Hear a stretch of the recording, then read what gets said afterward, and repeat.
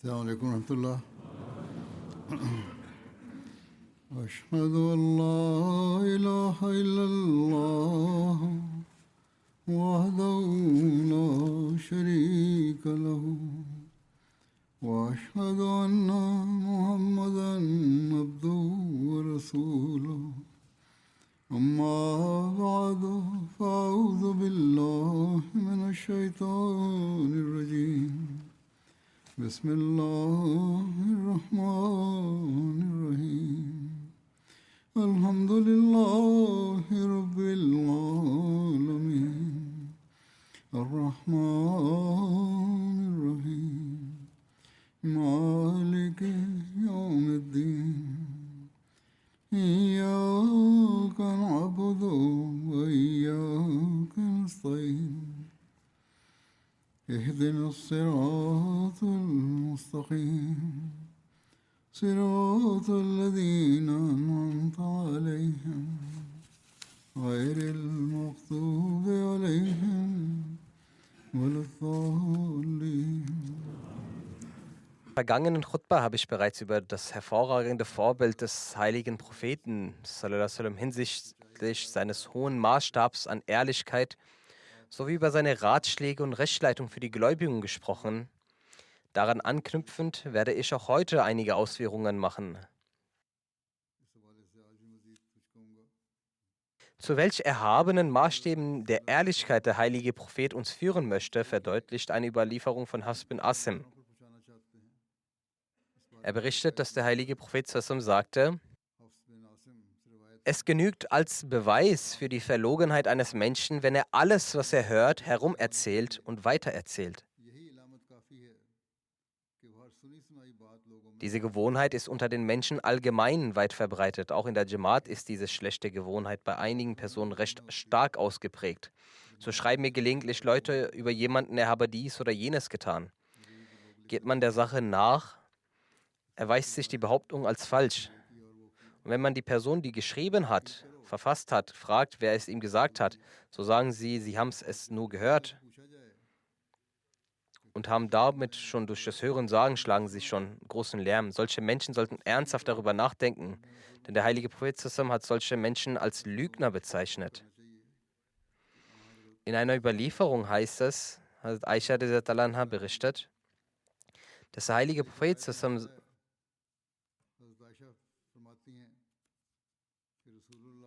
dass den Gefährten des heiligen Propheten keine Eigenschaft verhasster war als das Lügen.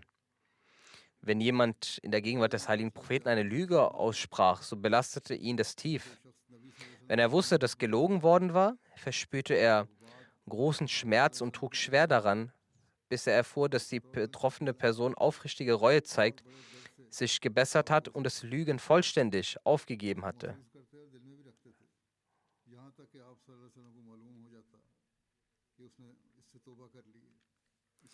Hazrat Asma radhiyallahu anha überliefert, dass eine Frau zum heiligen Propheten kam und fragte: Ich habe eine Mitfrau, also die zweite Ehefrau ihres Mannes. Lade ich eine Sünde auf mich, wenn ich vor ihr vorgebe, mein Ehemann würde mir reichlich von seinem Vermögen geben? Damit meinte sie, ich möchte ihr gegenüber den Eindruck erwecken, er würde mir Dinge schenken, was in Wahrheit gar nicht stimmt, nur um sie zu reizen, um zu ärgern. Der heilige Prophet antwortete: Jemand, der Sättigung mit etwas vorgibt, das ihm gar nicht gegeben wurde, ist wie jemand, der zwei Gewänder der Lüge trägt.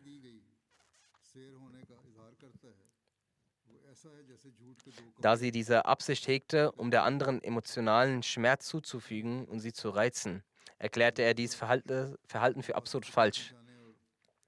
In der Erläuterung dieses Hadiths heißt es, dass das Wort Gewand sei hier metaphorisch gebraucht worden. Es bedeutet, dass eine solche Person von Kopf bis Fuß in Lüge und Betrug gehüllt ist, als trüge sie die Lüge sowohl als Obergewand wie auch als Lendentuch. Also mit größter Sensibilität ermahnte er demnach seine Anhänger, sich vor jeglicher Art von Lüge zu hüten.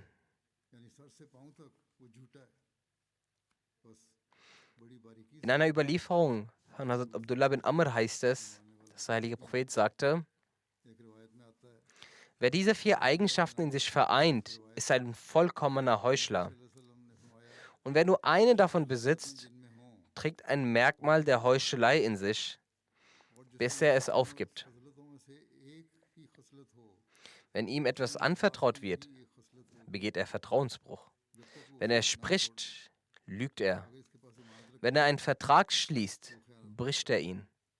Wenn er streitet, wird er beleidigend und ausfallend. All diese Verhaltensweisen führen auf die eine oder andere Art, direkt oder indirekt, zur Lüge oder sind ein Ausdruck derselben.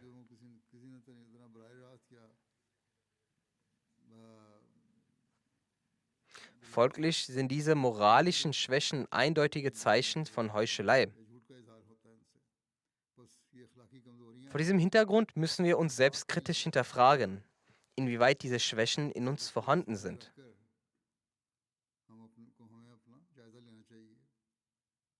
Denn sie ebnen letztendlich den Weg zur Heuchelei.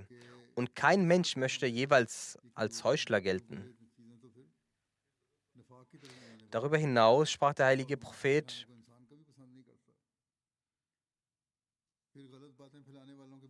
Auch Warnungen gegenüber denjenigen aus, die Unwahrheiten verbreiten. Hazrat Samra bin Jundub berichtet, dass der heilige Prophet seine Gefährten auch oft zu fragen pflegte, ob jemand von ihnen einen Traum gesehen habe. Wenn er sie danach fragte, berichteten ihm diejenigen davon, für die Allah es so vorgesehen hatte. Diejenigen, die einen Traum hatten, erzählten ihn.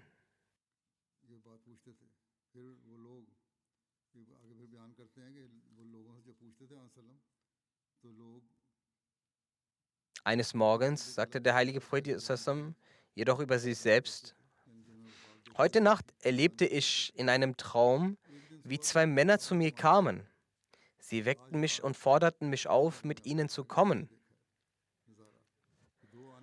Ich folgte ihnen, bis wir zu einem Mann gelangten, der flach auf dem Rücken lag. Ein anderer stand neben ihm und hielt einen eisernen Haken, ähnlich einer Zange, in der Hand. Er setzte an der einen Gesichtshälfte an und riss dem Liegenden den Mundwinkel, das Nasenloch sowie das Auge bis zum Nacken auf. Nachdem er die Seite des Gesichts aufgerissen hatte, wandte er sich der anderen Wange zu und verfuhr auf der linken Seite exakt wie auf der rechten. Noch bevor er damit fertig war, heilte die erste Seite wieder vollständig und nahm ihren ursprünglichen Zustand an. Daraufhin kehrte er zur ersten Seite zurück und riss sie erneut auf diese Weise auf.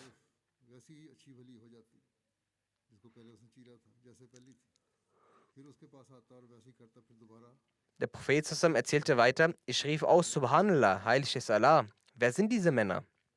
Die beiden Begleiter antworteten: Höre zu, wir werden dir die wahre Bedeutung erklären. Der Mann, zu dem du kamst und dessen Mundwinkel, Nasenloch und Auge bis zum Nacken aufgerissen wurden, versinnbildlicht jene Person, die morgens ihr Haus verlässt und eine Lüge in die Welt setzt, die sich in alle Himmelsrichtungen verbreitet.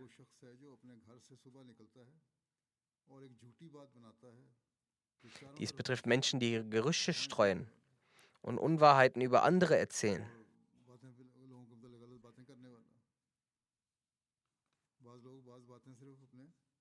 Manche tun dies lediglich aus purer Geschwätzigkeit oder um sich an der Gerede zu ergötzen, während andere bewusst darauf abzielen, jemanden zu diffamieren oder absichtlich Schaden anzurichten. Solche Individuen sollten sich stets vor Augen halten, dass dieses Verhalten strafbar ist. Allah zieht sie dafür zur Rechenschaft und bestraft sie. Es ist ein Zustand, der tiefe Furcht erfordert und es bedarf viel Istighfar. In einer von Hazrat Abdullah bin Haris über Hazrat Hakim bin Hizam überlieferten Tradition heißt es, der Gesandte Allahs habe gesagt: Käufer und Verkäufer haben beide das Recht, ein abgeschlossenes Geschäft rückgängig zu machen, solange sie sich noch nicht voneinander getrennt haben. Solange sie noch zusammen sind, geht das noch. Sobald sie sich trennen, dann nicht mehr. Wenn beide ehrlich handeln und alles offen darlegen, wird ihrem Handel Segen verliehen. Verschweigen sie jedoch Mängel und Lügen, so wird der Segen aus ihrem Geschäft getilgt.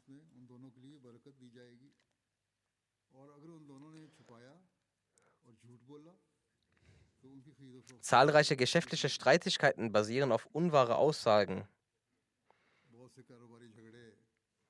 Und Allah entzieht dann solchen Geschäften auch den Segen. Sie erleiden nicht nur in diesseitigen Leben finanzielle Verluste, sondern gelten auch bei Allah als Sünder und erfahren eine Strafe.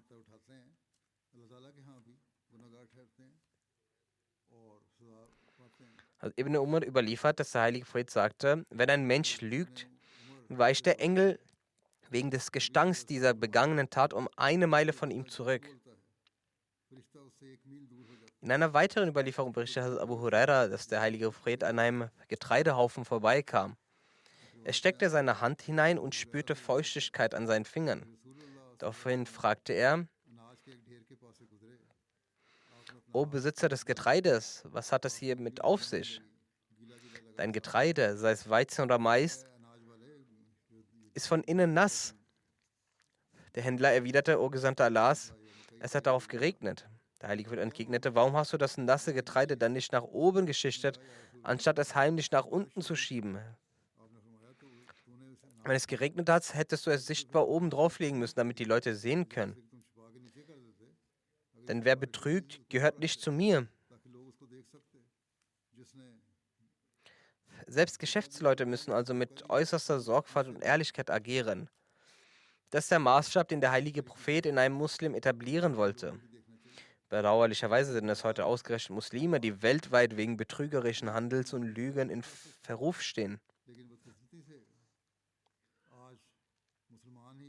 Wir, die in dieser Zeit den verheißenen Messias akzeptiert und haben und verkünden wahrhaftig an den Gesandten Allahs zu glauben, so muss unser gesamtes Reden und Handeln von diesem höchsten Maßstab der Ehrlichkeit geprägt sein.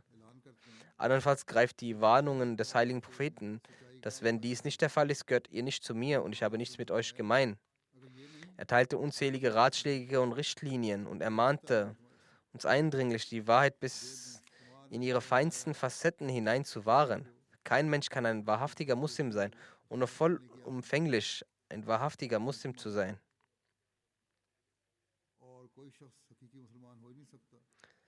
Bezüglich seiner Sira möchte ich nun einige historische Zeugnisse ausführen.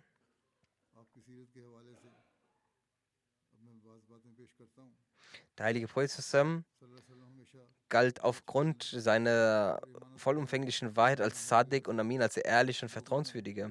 Ein Autor schreibt, Mohammed wurde in einer Zeit der Ignoranz entsandt. Zuvor war kein Warner zu seinem Volk gekommen. Das heißt, es kam kein Prophet zuvor.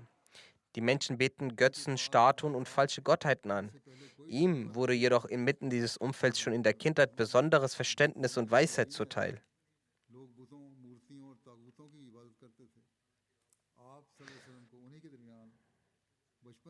Wohingegen er unter Götzendienern und Anhängerschaft Satans umgeben war. Er fühlte sich aber nie den Götzen hingezogen, noch nahm er mit ihnen an ihren Festen teil.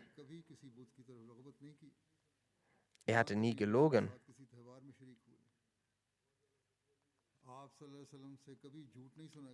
Die Menschen sahen ihn an als äußerst nachsichtig, mit einem äußerst guten Gefühl.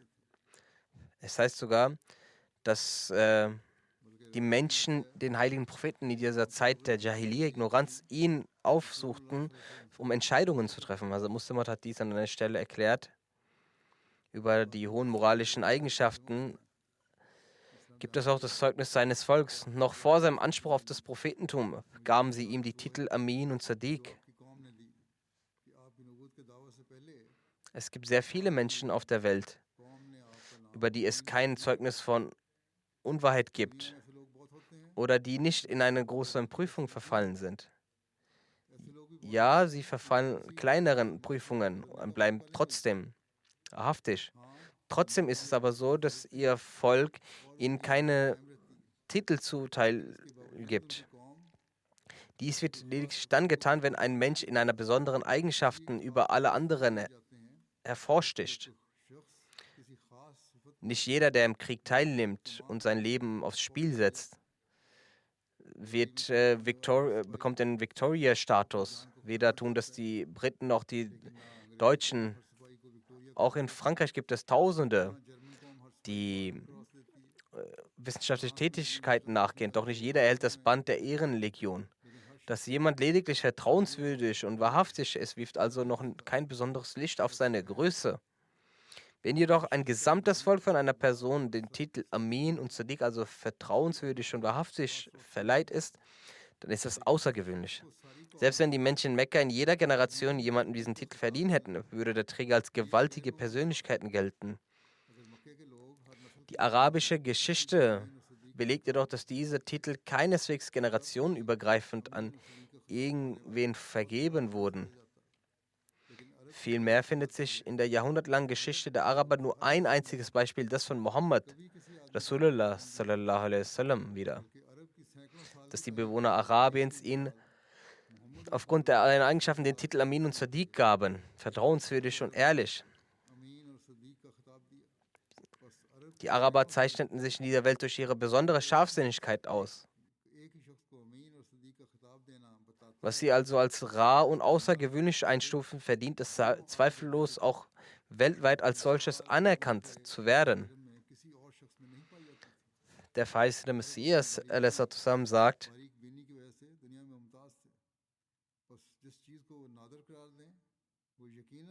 der Zustand der Welt ist heute sehr brüchig geworden. Wo auch immer man hinschaut, es werden falsche Zeugen hervorgebracht. Falsche Anklagen zu erheben ist keine große Sache mehr. Es werden sogar falsche Urkunden gefälscht. Wenn Sie eine Aussage machen, dann sparen Sie die Wahrheit sorgmaß aus.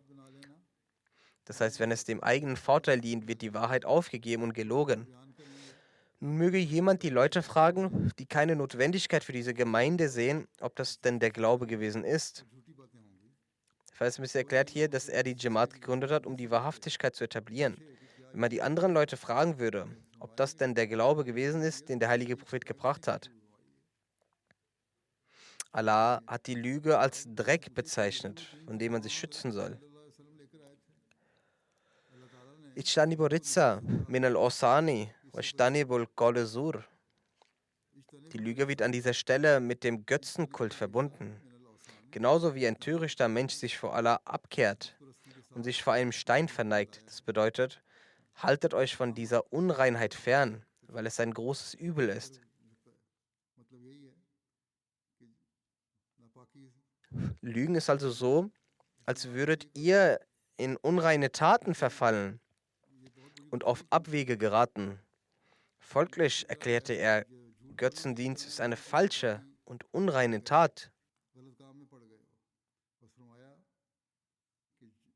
Er sagte, die Lüge wird an dieser Stelle mit dem Götzenkult verbunden, genauso wie ein törichter Mensch sich von Allah abkehrt und sich vor einem Stein verneigt. So verlässt er auch den Zweck seines Vorteils. Die Ehrlichkeit und Wahrheit macht die Lüge zu seinem Götzen. Aus diesem Grund hat Allah Ta'ala sie mit dem Götzendienst verglichen. Haltet euch also von dem Götzendienst fern, denn es sei eine große Sünde und die Lüge ist ihm gleich. Der Vers bis jetzt führt fort, genauso wie ein Götzenanbeter von einem Götzen Erlösung erhofft, macht der Lügner die Lüge ebenfalls zu einem Götzen und glaubt, dass er durch diesen Götzen erlöst wird. Wie verdorben doch die heutige Zeit ist. Wenn man fragt, warum ihr Götzen anbetet, dann antworten sie, wie sollen wir dies tun? Ohne dies kommen wir nicht aus. Unreinheit und der Dreck eines Götzen, wenn man das abschlägt, dann sagen sie, ohne das können wir nicht. Wir sind gezwungen zu lügen, um unsere Vorteile zu sichern. Der Verheißungsmissionar sagt, welches größeres Unglück kann es geben, als dass sie die Grundlage ihres Lebens auf die Lüge stützen. Ich versichere euch, dass am Ende nur die Wahrheit siegreich ist. Das Gute und der Triumph gehören ihr allein.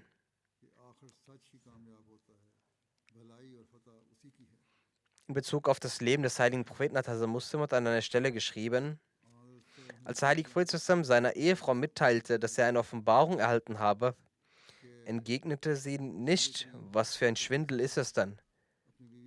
Vielmehr sagte sie, fürchten Sie sich nicht. Was ihr gesehen habt, ist wahr. Allah wird sie niemals zugrunde gehen lassen, denn ihr pflegt die Verwandtschaftsbande, tragt die Last der Hilflosen, belebt verlorene Tugenden wieder,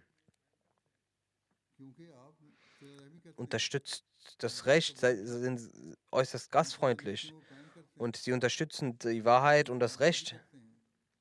Daraufhin bringt ihn seine Ehefrau zu ihrem Bruder Waraka bin Nofel, einem Gelehrten der israelischen Schriften. Er sagt, dies ist dieselbe Art der Offenbarung, die auch Moses herabgesandt wurde, und darin finden sich die gleichen Gebote und Anweisungen wie in der Offenbarung von Moses.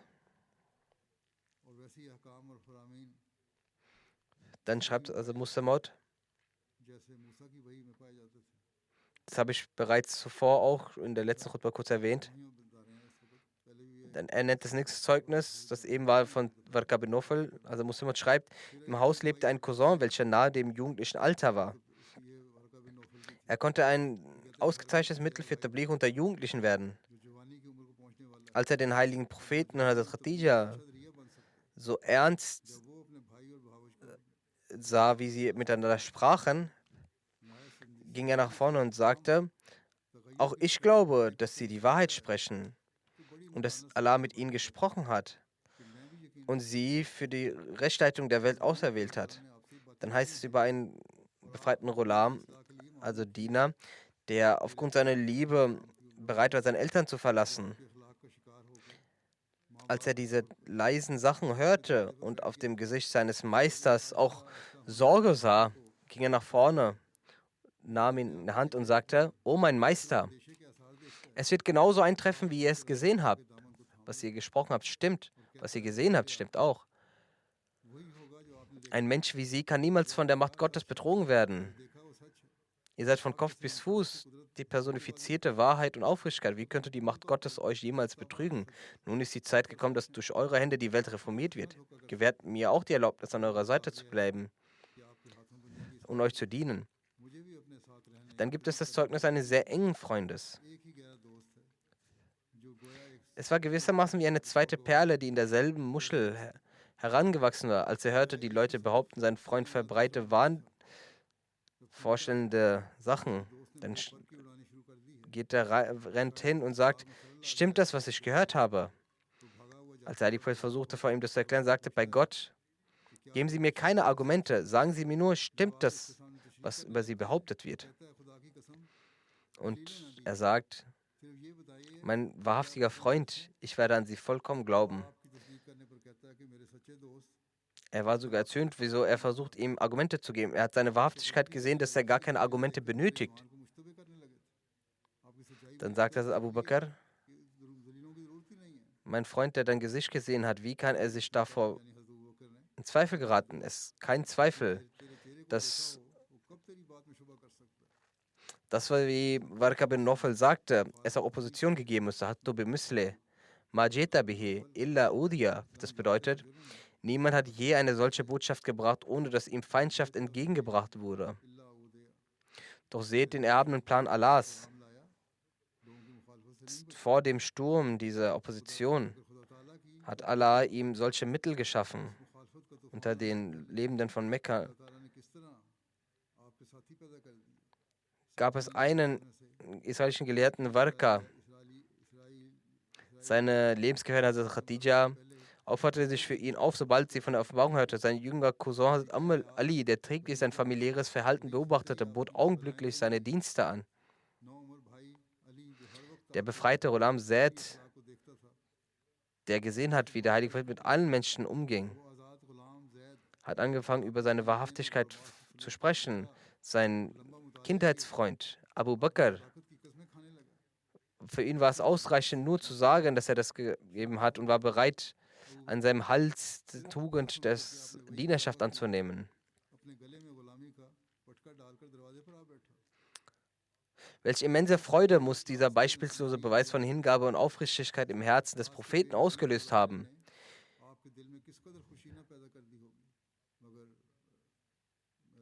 Wie sehr muss er gelächelt haben, als er das Geschrei und die Spötteleien der Mekkaner hörte, im stillen Denken, dies ist euer Urteil, ihr, die ihr mich nicht kennt, ihr nennt mich einen Zauberer, einen Magier und desgleichen.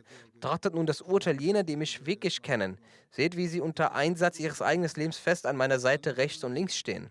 Also Muslimot zieht in der Exegese dieses Verses einen Vergleich zwischen den Gefährten von Hazrat Moses und den Sahabe des heiligen Propheten sallallahu alaihi wasallam.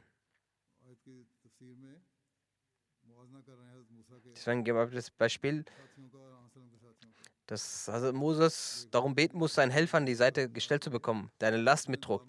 Allah hat hingegen dem heiligen Propheten unaufgefordert gleich 5 Helfer gegeben, die seine Last mittrugen.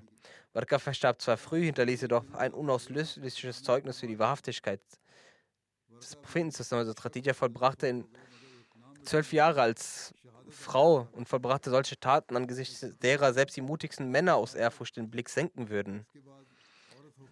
Also er zeigte über 20 Jahre hinweg ein beispielloses Maß an Opferbereitschaft und bewies letztendlich durch das Vergießen eines Bluts im Angesicht der Schwerterklingen, aus welchem Holz die Helfer des Propheten Mohammed zusammen geschnitzt sein müssen. Abu Bakr und Ali lebten auch nach dem Ableben des Propheten weiter und lieferten als Kalifen in völlig neuer Form den Beweis für ihre Hilfe und Unterstützung.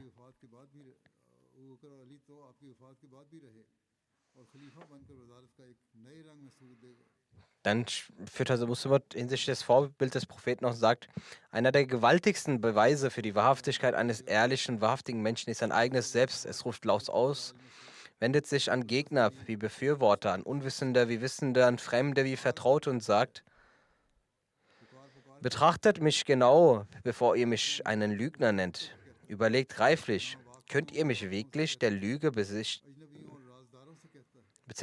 Wenn ihr mich als Lügner abstempelt, entgleiten euch dann nicht all jene Mittel, mit denen ihr für gewöhnlich die Wahrheit einer Sache ermittelt?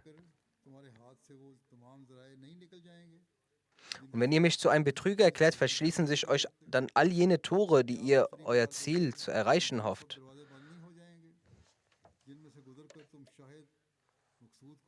Alles in der Welt unterliegt einer natürlichen Kontinuität und vollzieht sich in Stufen.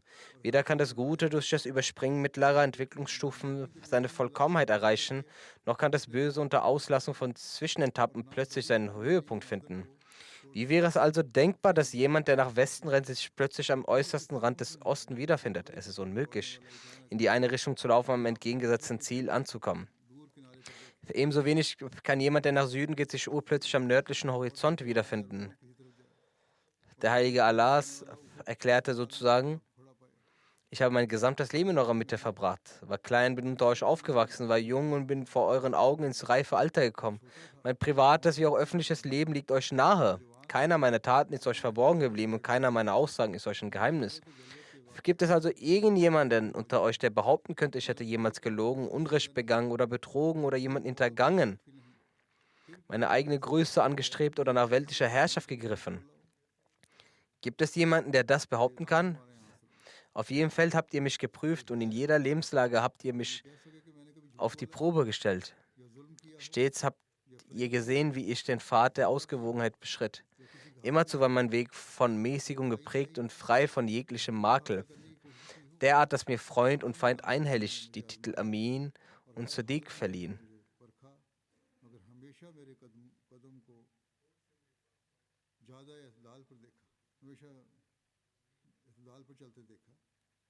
Wie kann es dann sein, dass ich bis gestern Abend noch als Amin und als Sadiq, also wahrheitsliebend, galt und meilenweit von jeder Lüge entfernt war?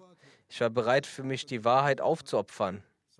Ja, die Wahrhaftigkeit selbst war stolz auf mich. In jeder Angelegenheit habt ihr mir vertraut und meine Worte akzeptiert. Doch heute, von meinem einem Tag auf den anderen, soll ich plötzlich alles gewandelt haben? Ich soll zum Schlechtesten der Schlechten und vom Verdorbensten der Verdorben geworden sein.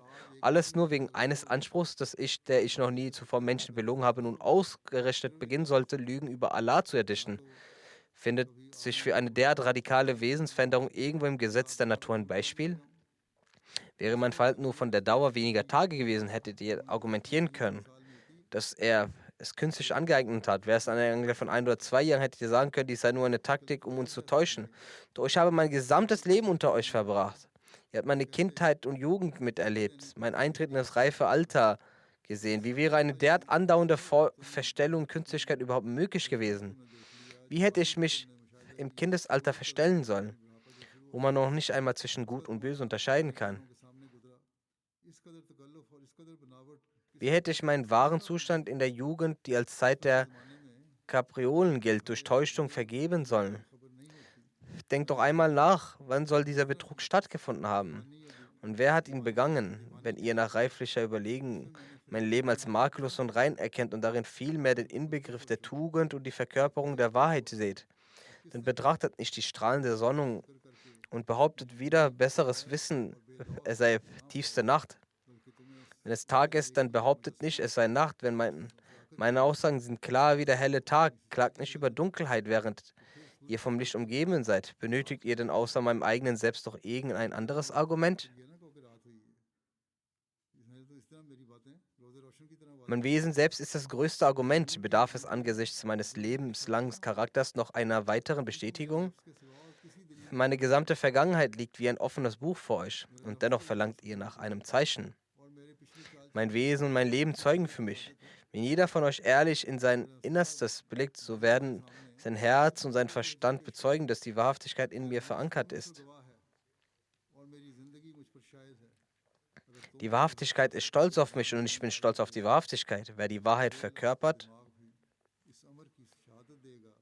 ist nicht auf äußere Beweise angewiesen. Ein Sprichwort besagt,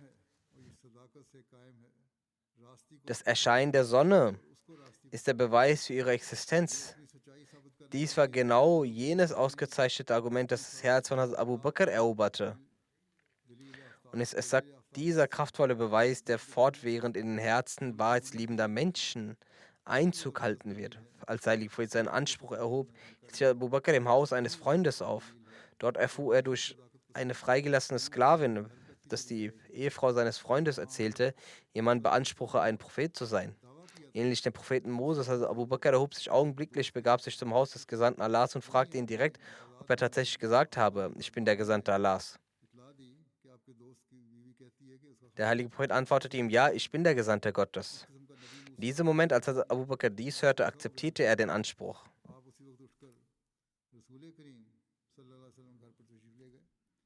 In Bezug auf diese Glaubensgewissheit pflegte der heilige Prophet zu sagen, ich habe niemanden zum Islam eingeladen, der nicht anfangs zumindest ein gewisses Zögern, Nachdenken oder Bedenken gezeigt hatte.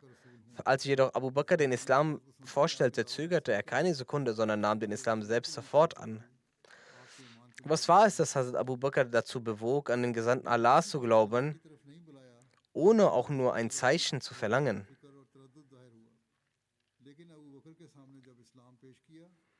Es war das sprechende Wesen des Gesandten Allahs selbst, das als Zeuge für seine Wahrhaftigkeit stand.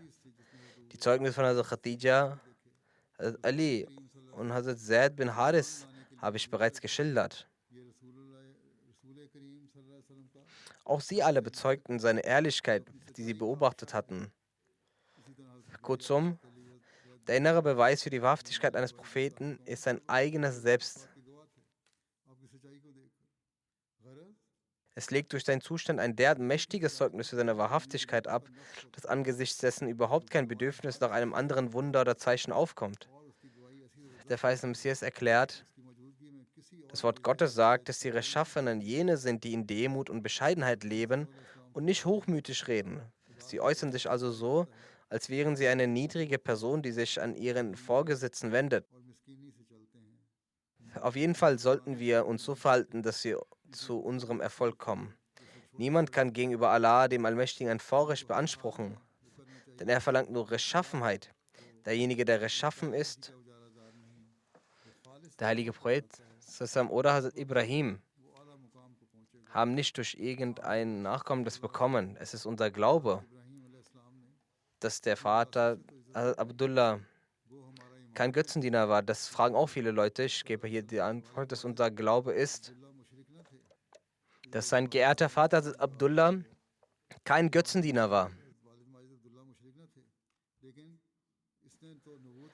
Dem Propheten wurde sein Prophetentum nicht aus diesem Grund verliehen. Das Prophetentum wurde ihm durch Gottes Gnade verliehen. Und zwar aufgrund der reinen Wahrheit, die in seinem Wesen vorhanden war. Dies ist das, was die Gnade Gottes anzieht. Es war die Rechtschaffenheit von Hazrat Ibrahim, dem Vater der Propheten, ohne zu zögern, seinen Sohn zu opfern. Sogar er selbst wurde ins Feuer geworfen.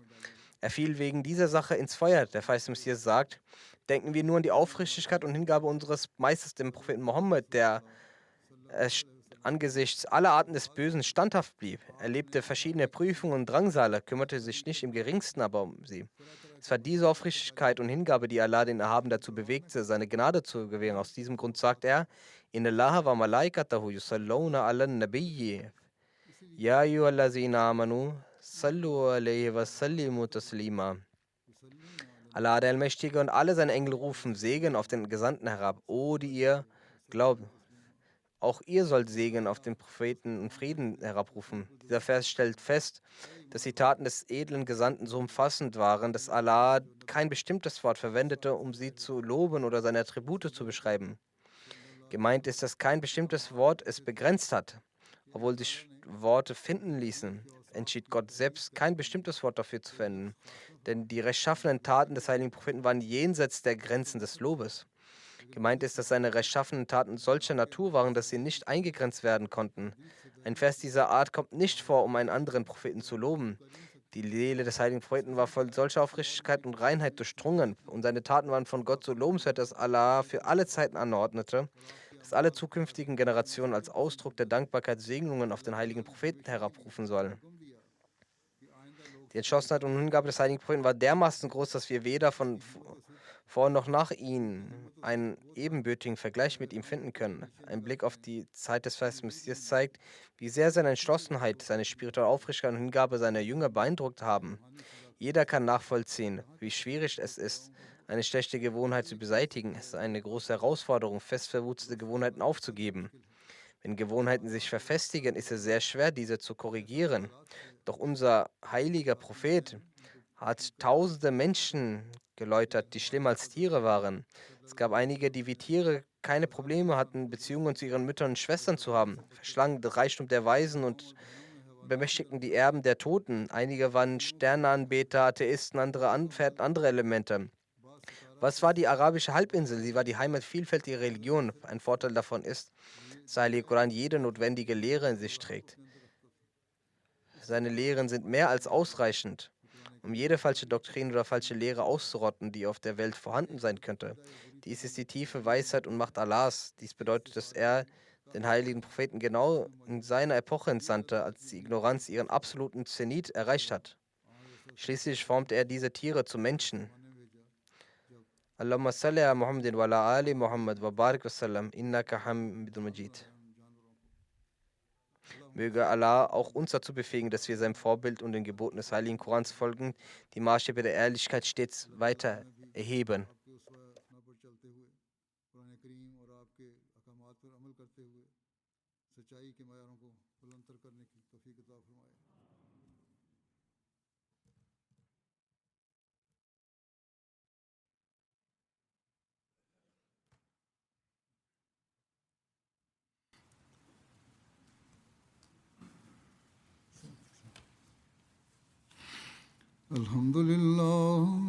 الحمد لله نحمده ونستعينه ونستغفره ونؤمن به ونتوكل عليه ونعوذ بالله من شرور أنفسنا ومن سيئات أعمالنا من يهده الله فلا مضل له ومن يضلل فلا هادي له ونشهد أن لا إله إلا الله ونشهد أن محمدا عبده ورسوله عباد الله رحمكم الله إن الله يأمر بالعدل والإحسان وإيتاء ذي القربى وينهى عن الفحشاء والمنكر